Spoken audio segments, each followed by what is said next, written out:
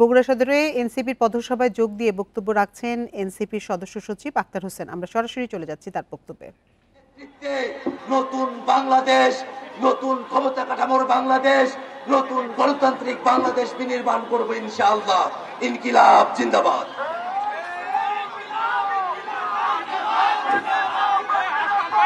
প্রিয় বগুড়াবাসী, রোদের মধ্যে কষ্ট হচ্ছে আমরা জানি, কিন্তু এই কষ্টটা করছেন আপনারা কোনো ব্যক্তির জন্য নয়, কোনো দলের জন্য নয়, শুধুমাত্র আপনাদের প্রিয় বাংলাদেশের জন্য। প্রিয় বগুড়াবাসী, আমি আপনাদের সামনে আরেকজনকে পরিচয় করিয়ে দিচ্ছি। এই পৌরসভা বগুড়া শহরবাসীর সন্তান আব্দুল্লাহ তাকি ভাই।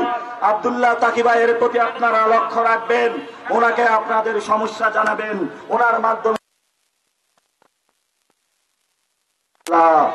প্রিয় বগুড়াবাসী, আপনাদের সামনে এখন বক্তব্য রাখবেন জুলাই পদযাত্রায়, যার উদ্যোগে বাংলাদেশের 64 জেলায় গণমানুষ রাস্তায় এসে আগামীর প্রধানমন্ত্রী হিসাবে যাকে বরণ করে নিয়েছে, আপনাদের প্রিয় ব্যক্তিত্ব, জুলাই গণ অভ্যুত্থানের এক দফার ঘোষক, গণ অভ্যুত্থানের নায়ক জনাব নাহিদ ইসলাম, আগামীর প্রধানমন্ত্রী জনাব নাহিদ ইসলাম।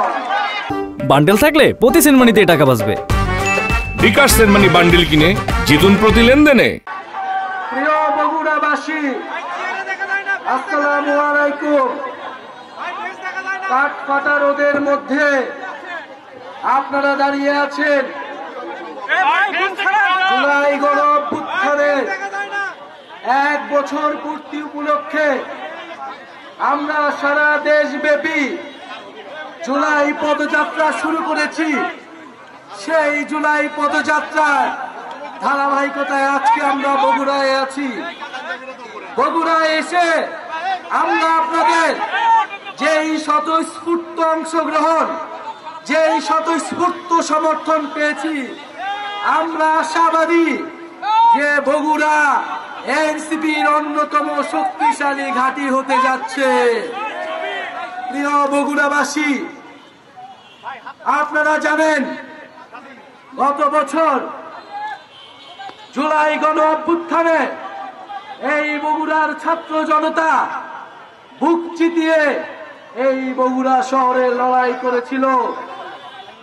15-র অধিক শহীদ পরিবার রয়েছে এই বগুড়ায়, 500-র অধিক আহত যোদ্ধা রয়েছে এই বগুড়ায়। এই বগুড়া বিগত 15-16 বছর এই ফ্যাসিস্ট সরকারের অধীনে রাজনৈতিক বৈষম্যের শিকার হয়েছে। বগুড়ার নাম শুনলে কোনো চাকরিতে দেওয়া হতো না, বগুড়ার নাম শুনলে তাকে কোথাও স্থান দেওয়া হতো না, বগুড়া জেলাবাসীকে নির্বিচারে মিথ্যা ভুয়া মামলা দেওয়া হতো। প্রিয় বন্ধুগণ, এই রাজনৈতিক বৈষম্যের প্রতিবাদেই গণ অভ্যুত্থান সংগঠিত হয়েছিল।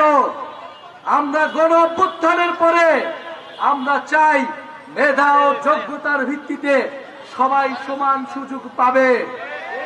আমরা কোনো বিশেষ সুবিধা চাই না, আমরা কোনো বৈষম্য চাই না। আমরা চাই যার যতটুক প্রাপ্য, যেই এলাকা যতটুক পিছিয়ে আছে সেই এলাকায় ততটুক উন্নয়ন করতে হবে, উন্নয়নের সুষম বন্টন করতে হবে। আমরা জানি এই বগুড়া একটি ঐতিহাসিক অঞ্চল। এই মহস্থানগড়, এই পুণ্যনগর থেকে বঙ্গ সভ্যতার যাত্রা শুরু হয়েছিল। বগুড়া সদরে এনসিপির পথসভায় যোগ দিয়ে বক্তব্য রাখছিলেন দলের আহ্বায়ক নাহিদ ইসলাম। আর আমরা এতক্ষণ সরাসরি ছিলাম সেখানে।